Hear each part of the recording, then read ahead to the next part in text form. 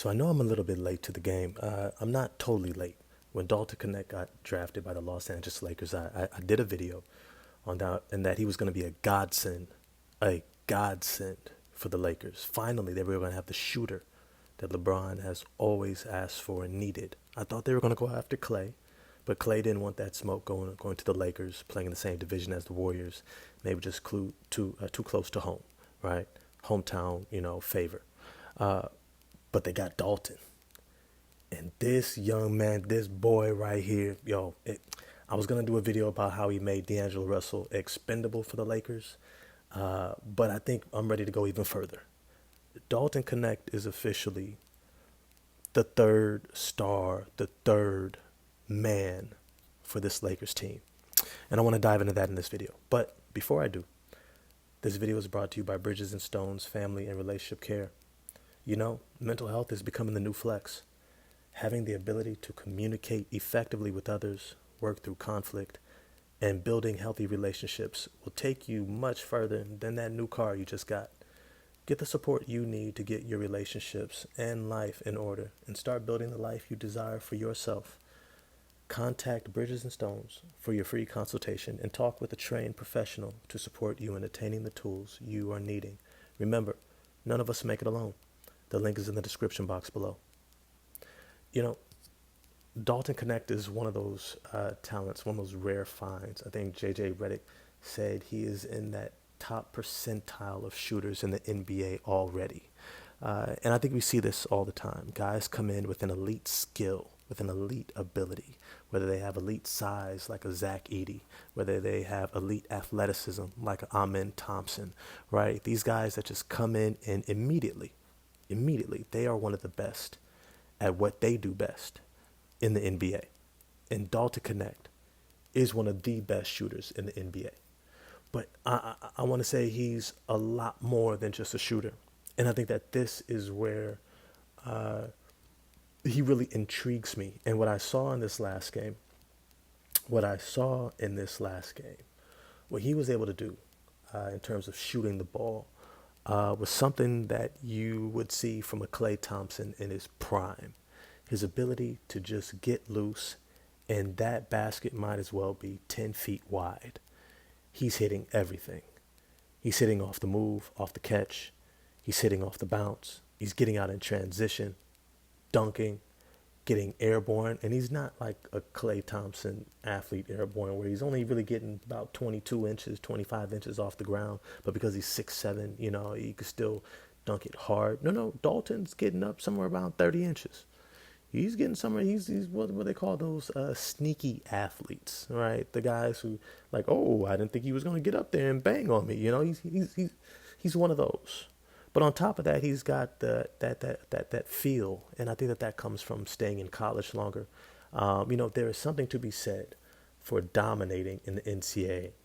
There is something to be said for refining your skills enough to dominate at any division. And I think a lot of guys come out of the NCAA, they come out of college, and they're good. They are talented. They are athletic. They show a lot of promise, a lot of potential, but they haven't refined it enough to be able to dominate anyone yet. And I think this is where a lot of guys get lost in terms of fulfilling their potential, because the lack of experience of dominating, the lack of refinement and work ethic to be able to get to a space of dominance, by the time you get to the NBA, you may or may not have the window or the runway to actually work yourself up to become a dominant player. Right? You may end up with an injury. You may end up on a team that really doesn't need you in that way. And so they say, look, you need to figure out a way to figure yourself out to fit in now. And then they have to work on other supplementary skills. And then they have to figure out who they're going to become in the NBA, right? Because it's the best, most talented league in the world.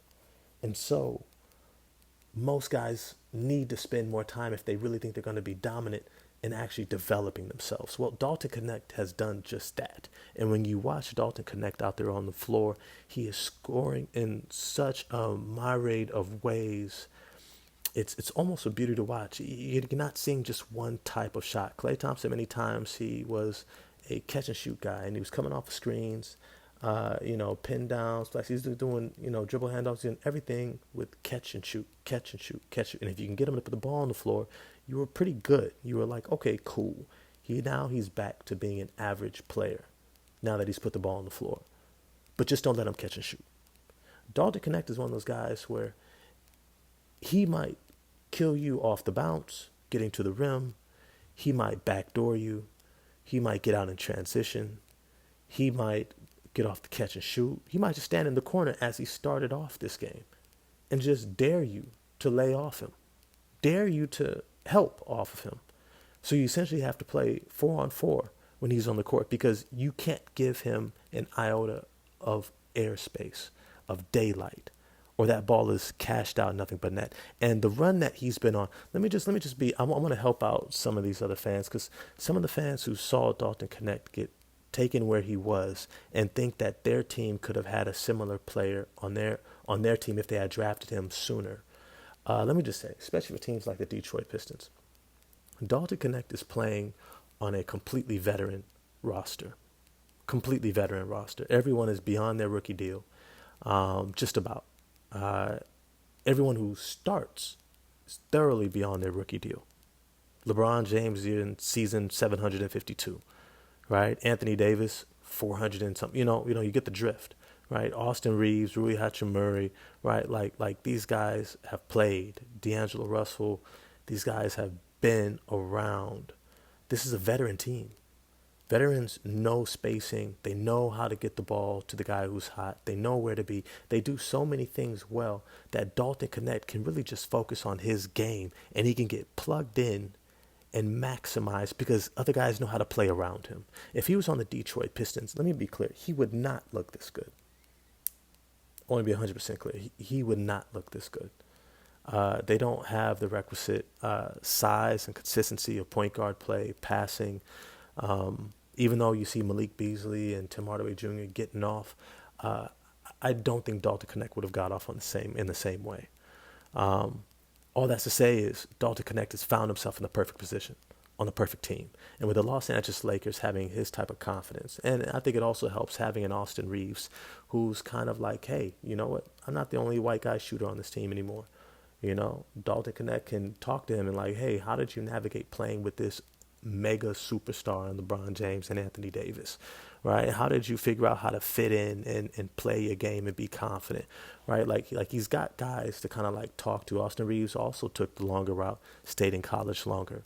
But he's also now having a head coach who was a shooter, who was a dead-eye shooter, who's going to understand the mentality of a shooter. He's going to understand how to maximize that potential.